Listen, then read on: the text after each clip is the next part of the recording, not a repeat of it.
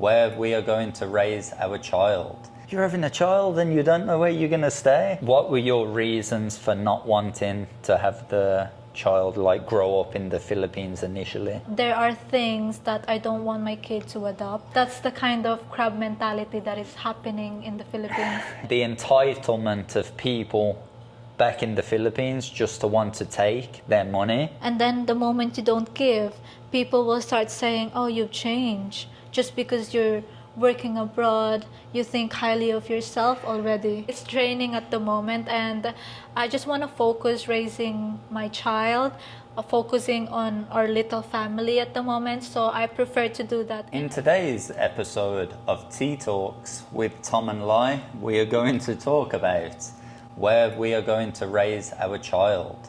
It's been one of the most commonly asked questions on our channel. I have to put a disclaimer before we start the video so people don't get excited in the comments. Of course, there's always exceptions when we're talking about such generalized topics. So for example, if we're talking something to do with Filipino culture, it's very generalized. Of course, not every families practice that, but most do. What I'm trying to get at, if I turn around and say men are stronger than women, don't be that person who comments, well, actually this woman could power lift this much in the gym, so she's stronger than men. That's an exception. So that's the disclaimer for the video. After many long discussions of where we're going to raise our child, we still have not come to the conclusion where. Many people probably think that's crazy as well. They've oh, you're having a child and you don't know where you're going to stay? For me and Lai, as we've got experience, me more so living in different countries, it's very easy to adapt. So our plan going forward probably would be to spend 4 months in different parts of the world. So maybe 4 months in Europe, in Ireland even, as a home base, 4 months in Asia as a home base, and 4 months, let's say, Latin America. We've got the world covered pretty much, and our child can be an international citizen and open. Well, she kind of is because of the passports that she will have. That's true. Our child will be born with 3 passports. What a lucky girl. What a lucky girl. And those passports enable her to travel to 195 countries out of 197. So I hope the kid will continue the legacy. Oh, sorry, 192, I think. No, you're right. Am I? Yeah. It could be, yeah, 195, go on. And I hope our kid will continue the legacy of being a traveler and see the world, so she can share it as well. If you told me tomorrow you have to move to Russia for the next 2 years and that's it, I can do it so easy without thinking. And we discussed this, me and Lai. Lai wants the child to have this part of my personality where it's fearless and just willing to try new things. Yeah, that's what I like about Tom, the braveness that he has. So I hope my kid will also get that from him, because it's good that you can actually stand up on your own feet and just be yourself towards everyone, everywhere you go. And for me, that's a very nice attitude. I've got to ask this question now. What were your reasons for not wanting to have the child grow up in the Philippines initially? Well, to be honest, there are pros and cons living in the Philippines. Filipinos know as well, for sure. But there are things that I don't want my kid to adopt, such as the crab mentality. Oh, interesting. You're going to open this controversial topic. Let me explain to foreigners watching what crab mentality is here in the Philippines. So basically, you've got a bucket of crabs. One crab's about to escape the bucket, and the other crabs pull them down. So Lyle, explain how that fits into the culture here in the Philippines. Here in the Philippines, it's very common to see someone that is doing good or working hard, and then when you ask her, oh, why are you doing such hard work? They're doing 2 jobs just to support the family. And the thing is that because she wants to send money and help the family, but if you're gonna ask, oh, what are the rest doing? They're not doing anything or not helping at all. They're Yeah. just lying down, being lazy. They just want to be supported. And yet, what they're doing is also like, oh, I think I want to have my own family too. But then passing the responsibility to that person who's working hard. That's the kind of crab mentality that is happening in the Philippines. Yeah, it's a controversial topic, but I've seen it a lot more. Like, I've spent many years in the Philippines, and for me it's quite toxic actually as a foreigner, because like Lai said, I just can't get my head around how a Filipino, OFWs will relate to this, will move abroad, will work their ass off, 3 jobs in a country like Ireland, for example. I know because I've got Filipino friends there who have this situation happen to them. So they'll be working 3 jobs in Ireland to try and sustain themselves, because cost of living in Ireland is through the roof, same in USA. So they will go there and they will be grinding like crazy hours per week, like 50, 60, even 70 hours a week. They will just be working like non-stop. And then the entitlement of people back in the Philippines just to want to take their money. Meanwhile, they're just lying there in hammocks, drinking Red Horse there in the province, not a care in the world, you know. It's a very common thing here, and I've seen it a lot, and I know friends who have been really affected by it, where in the end they've had to cut off family, because it doesn't just stop at family. It goes to extended family, first cousins, second cousins, Yes. a cousin you've never heard of. For me, it's outrageous behavior. Yeah, like an uncle you've never met. Yeah. Asking for some Red Horse. But why do you think that is? It's so ingrained in the culture here. Yeah, it's kind of sad because, you know, we have this what they call the breadwinner thing. That's goes into the crab mentality thing, because that breadwinner has to work her or his ass off just to support the family. But the thing is that they will just take and take and take from that breadwinner. Yeah. And I want to say for foreigners watching as well, because I know many foreigners have this phrase, if you marry a Filipina, you marry her family.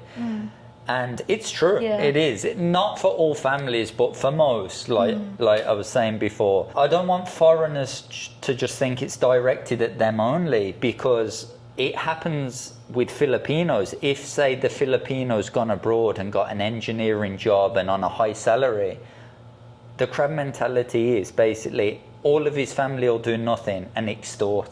Yes. That's the way I see it, you know? Yeah, and the sad thing about it is they won't even ask, how are you? Yeah. You know. How are you doing there? Is it hard? Is it like this? Yeah. They just ask money, money, money. Yeah, and the moment you say no, just one time that you say no, all of a sudden you're a bad person just because you put boundary on yourself. And it's not good, because of course it's like the whole time you were working, having sleepless nights, you know, no one asked like, how are you doing there? Yeah. Are you okay? Do you miss home? Like stuff like that, you know, but no one seems to care, but just for them to take and take and take the money. And then the moment you don't give, people will start saying, oh, you've changed. Just because you're working abroad, you think highly of yourself already. Yeah, and this is very common here between OFWs and Filipinos who have never left. It's like Filipinos living in the Philippines near enough class OFWs as foreigners. Yes. And we met Filipinos when we were traveling in Albania, and even they were like shocked, you know. A Filipino guy, he was actually a nurse or a doctor Yes. working abroad, OFW, and he was saying to me he cannot believe when he goes on social media in the Philippines how many people's like living the life in the best restaurants and Starbucks, yet they're on the basic salary here. And everyone who lives here knows you cannot do that on a basic salary. So that means they're getting money from maybe a brother, cousin, whoever's working abroad. And that's where the crab mentality comes into it, because it's like one person's winning, but it's like the others are slowly pulling them back down, right? Because Yeah. unless you're a millionaire, how can you provide for family, extended family, and, oh, I need to go to college, I want to go to college, and then they don't end up passing college or attending college. They're just wanting the benefits of the money, basically. Yeah, like you will always have this family member who wants a bougie party, but then gonna ask the money from that hardworking person. Exactly. For me, it's so toxic as a foreigner that I just don't really want to be around it, and it kind of agitates me. Even I see it happen to Lai, because Lai's very open with me and shares like everything. And for me, it's just like, wow, like people really have that much face. And for me, the annoying thing is, babe, they have that much face to just ask you. But when you have the face to say back, for what? No. It's like it hurts their ego. Yes. Which is mind-blowing to me. And they like attack you. They always throw this, you've changed. But who's changed? Because when you were both here, no one asked you. When you were both in the same situation, you financially, no one asked you. But the minute you go just to here, they want to bring you to here. Yeah, and that's the sad thing about it. Of course, I want to bring people with me. If you're doing good, right? You want to help them as well to be the same as you. But then sometimes you have to outgrow people. I mean, I outgrew some friends already because some are just asking for money. Ever since I got with a foreigner, just because I got with a foreigner, it's funny because it's like, oh, can you borrow me 5,000? Yeah, and when you say man. no, Yeah. they're like, oh, you're not a good friend. You think you're high already. Well, I'm not saying that, but it's like they just assume. Yeah, for me, it's more the entitlement of they think they're entitled to it, you know? For me, it's actually shocking, but it happens a lot here in the Philippines. I mean, I know a lot of OFWs are going to relate to this for sure, because I've spoke to many of them on the topic. And that's pretty much one of the reasons why we don't want to be here full time, because for me, as regards to doing something positive, be it starting a business, making money, supporting friends' business, I want my kid to be like around positive people that are going to support you, help you grow, you know, not people who is going to drag you back below where they are. And unfortunately, like I said, not all people, but this happens more often than not in the Philippines. I'm not saying anything new. Many Filipinos will agree with this 100%. So yes. Any other reasons you chose why you didn't want to? We were just talking about people are so kind in the Philippines, but I've noticed as well, us Filipinos are such a people pleaser. Yes. And I don't want my kid to adapt that. No. And as a Filipino, of course, I experienced that. Me too, with Lai. When me and Lai first got with each other, I realised how much of like people pleaser Filipinos are in general. I'll give you a situation. We was in, where was that? Tacloban, was In it? Tacloban, and then we were eating in Jollibee, and then they served me an uncooked chicken. Uncooked chicken, like, she literally bit it and it was raw inside. And I said to like, oh, give me that. And she was like, what are you going to do? I said, I'm going to go and tell them they haven't cooked it properly, the idiots, you know. And Yeah. Lloyd was like, oh, just leave it. I was like, hell no, I've paid for your meal. What? So you're just going to eat a raw chicken? Yeah. And that's when I realised, like, oh, the culture's so different. No one here really complains about stuff too much. Even if I've noticed in restaurants, they could get a meal and it will be shocking, and they will just leave it and not complain, pay for it and go. Whereas in our country, no, you're giving it back. Like, you're using your hard-earned money to pay for it. You speak up, you know? Yeah, that's what I've learned about you. For some Filipinos, if you act like that, like, hey, I've been waiting for my food for the last 30 minutes. Yeah. Some Filipinos will say, oh, he's extreme. Yeah. And for us, that's such a normal thing, and it's not rude, it's not anything, but I've noticed here it's really a thing. Like, they will look at you like, oh, excuse me, like, this isn't cooked properly, I don't want it anymore, take it off the bill. The staff even start acting like, oh, what will we do? Whereas this happens, I've worked in hospitality industry, this happens in every country. It happened to me when I worked in Ireland in the bar loads of time. That pint shit, it's no good, make me another one. Yeah, no problem. Yeah.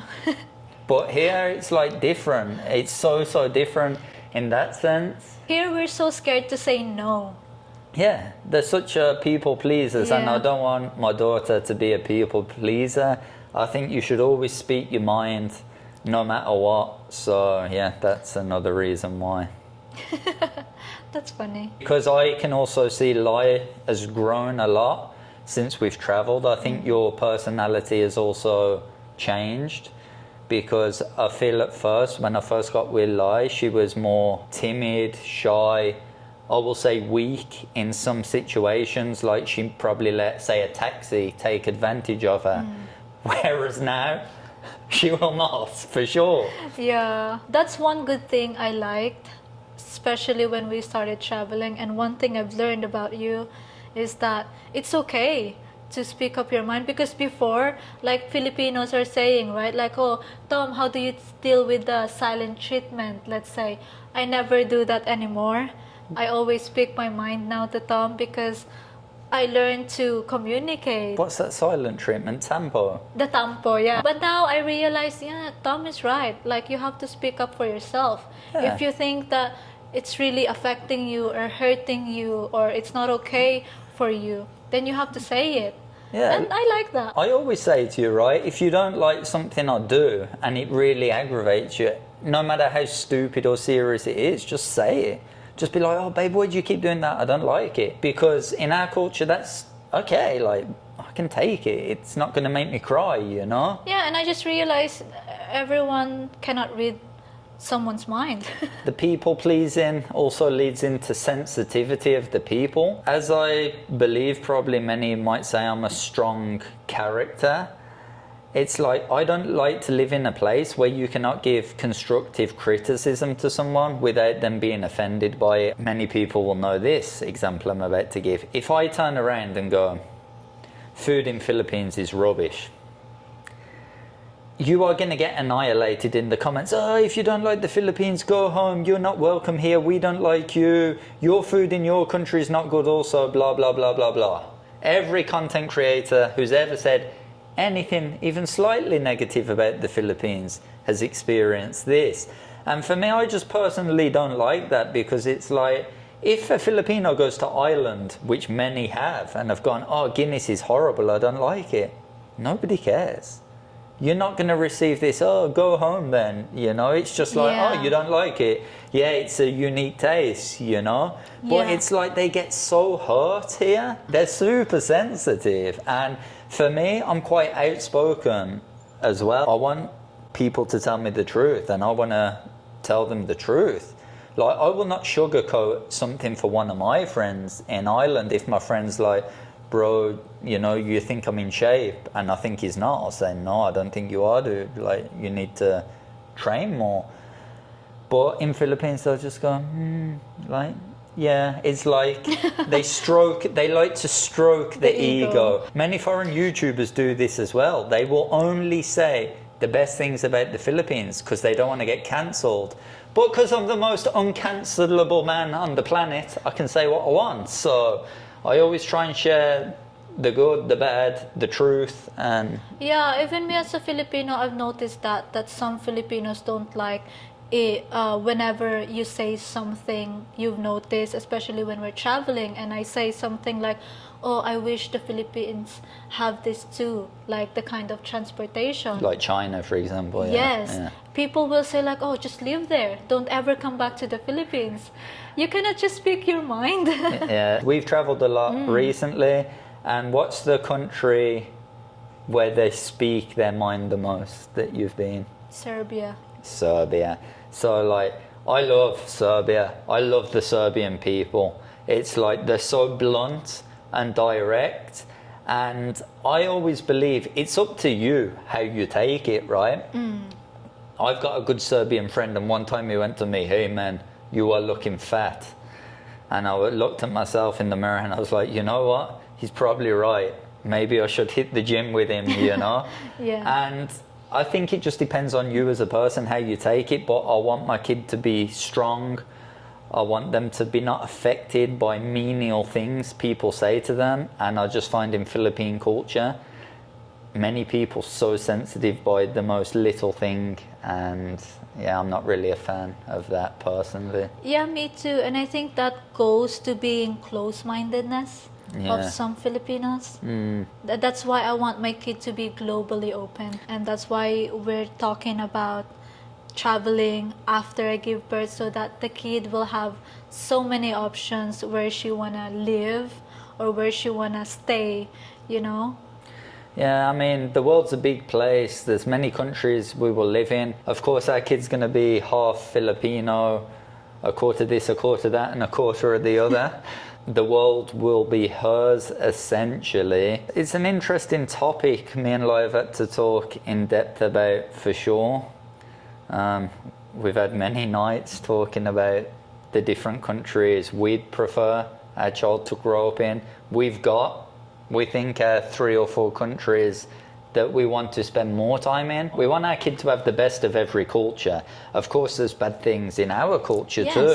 For me, what I don't like about Tom's culture is that people are overly confrontation sometimes. True. The drinking culture, I would say. True. That's one thing I'm happy about with myself. I feel like I can just adapt to any culture or country. It doesn't mean I agree with what they do there, but I can adapt to it. Because when I don't like it, I'm just quiet, although I share it here on the video.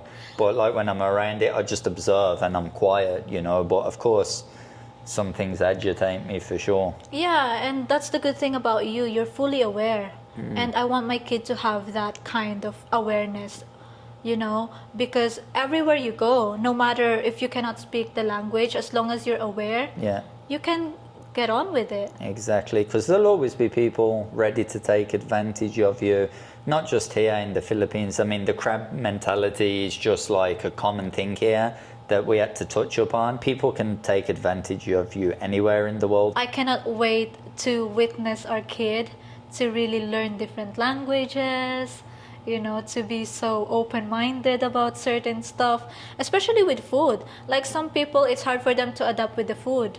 Oh, many people. Some people cannot adapt with, let's say, the language barrier, but we were able to do it in China, you know, and people cannot take that, you know, because some people are saying, oh, it's so hard. Yeah, like traveling's not for everyone. Many people have commented to us, haha, you will see when you have the baby, you won't be able to travel. But I always say this, I don't want people to put their insecurities of what they cannot do onto us. We don't know if we will or won't be able to do it. Time will tell, but that is our plan. We're both pretty capable. I mean, I can travel with my eyes closed pretty much. I'm so used to it and adapting. I don't really get freaked out or stressed in stressful situations. Like, I know some people, I've seen them do it. They come out into a different country, into the airport, and they're just flapping. They don't know what to do. They're all over the place. It doesn't matter if I've never been there. I just go like cool as a breeze. Whatever mistakes we make, and just don't act like an amateur, basically. Act like you're already a local in a place. So like we're used to that. Obviously it's going to be different bringing a child. As a Filipina, of course, there are certain things that I still love about the Philippines. Like, let's say I want my kid to rediscover the places, the islands that we used to go to visit. And I'm not saying we're not coming back here or not raising the child here. Obviously my family is here. I want them to meet my kid. Yeah, and plus we never know in the future, the way the world works now, who knows, we might come back to live here like full-time. But for now, with the whole mentality of the place, it kind of drains me a lot just hearing about it. Yeah, and for me personally, it probably drains you more because you feel it. I just hear about it. Yeah, what more, Tom cannot speak the language nor understand what I'm going through with some people or how I talk to people, you know, because it's in Tagalog. Yeah, but for me, it's draining at the moment, and I just want to focus raising my child, focusing on our little family at the moment. So I prefer to do that in another country. I think that's it for this video, guys. I hope we've cleared it up, what our plans are going forward. See you on the next one. Ciao. Let us know what you think in the comments about everything we've discussed. Write your stories below. Going to be interested to read them. See you on the next one. Adios.